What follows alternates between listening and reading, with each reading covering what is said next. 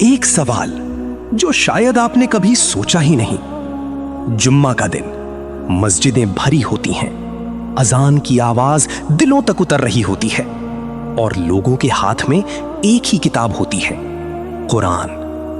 مگر ان سب سورتوں میں سے صرف ایک سورت ہے جس کا ذکر جمعے کے دن کے ساتھ اتنی گہرائی سے جڑا ہوا ہے، سورہ الکہف۔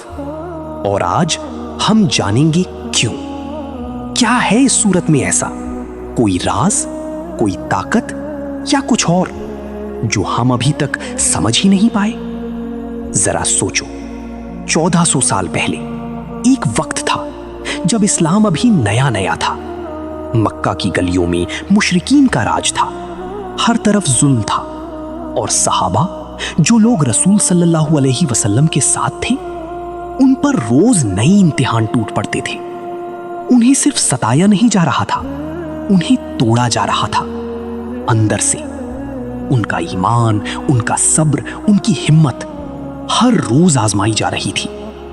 اور اسی ماحول میں نازل ہوتی ہے سورہ الکہف، ایک ایسی سورت جو صرف کہانیاں نہیں سناتی بلکہ ٹوٹتے ہوئے دلوں کو جوڑتی ہے، ڈرتے ہوئے لوگوں کو ہمت دیتی ہے اور اندھیروں میں روشنی دکھاتی ہے۔ اور تب قریش نے ایک چال چلی۔ انہوں نے یہودیوں سے پوچھا، ہمیں کوئی ایسا سوال بتاؤ جو ہم محمد صلی اللہ علیہ وسلم سے پوچھیں، اور اگر وہ جواب نہ دے سکیں تو سب کو پتہ چل جائے۔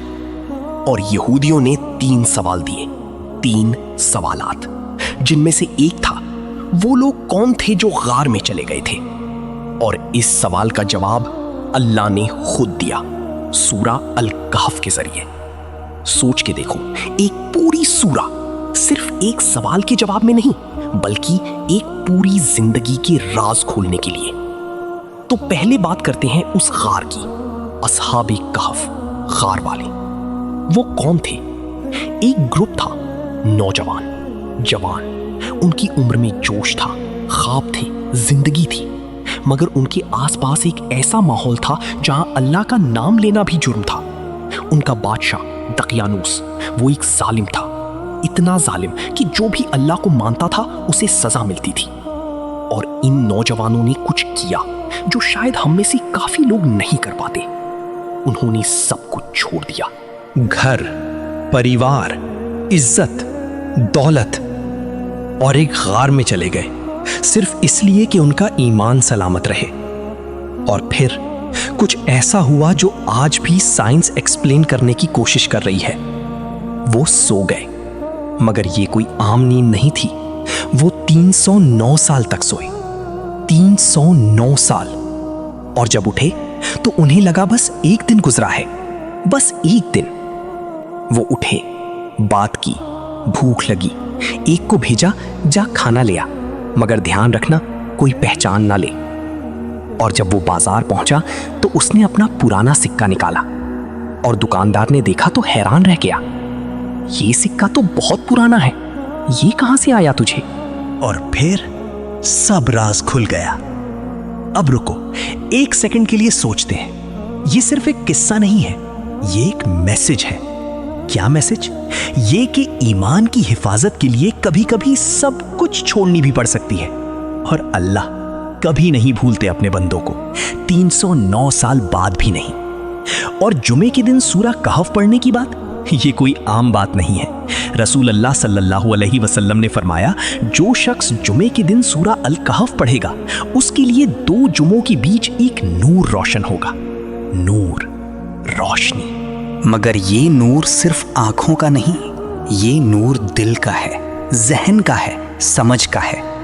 ایک اور حدیث میں آیا، جو پہلی یا آخری 10 آیات یاد کر لے سورہ کہف کی، وہ دجال کے فتنے سے محفوظ رہے گا۔ دجال۔ اور یہاں رکو، کیونکہ یہ بات بہت گہری ہے۔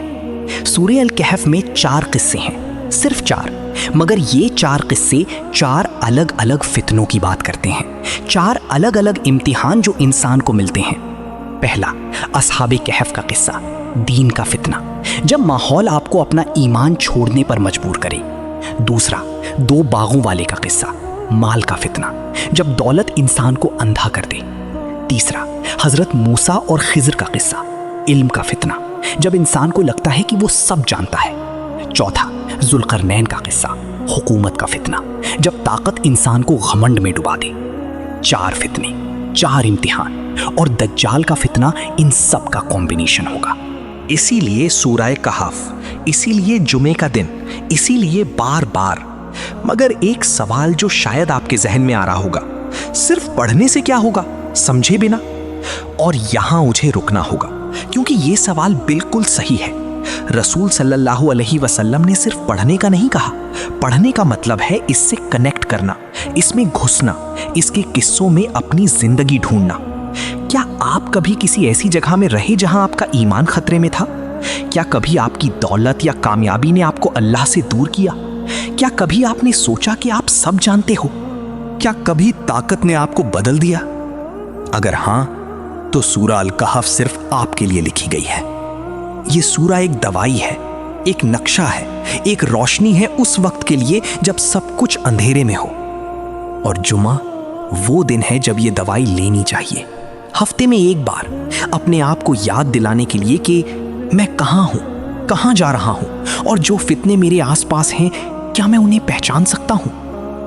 اور آخر میں ایک بات، اصحاب کہف، وہ نوجوان جنہوں نے غار میں پناہ لی، انہیں پتہ نہیں تھا کہ وہ 309 سال تک سوئیں گے۔ انہیں پتہ نہیں تھا کہ ان کی کہانی قرآن میں ہمیشہ کے لیے درج ہو جائے گی۔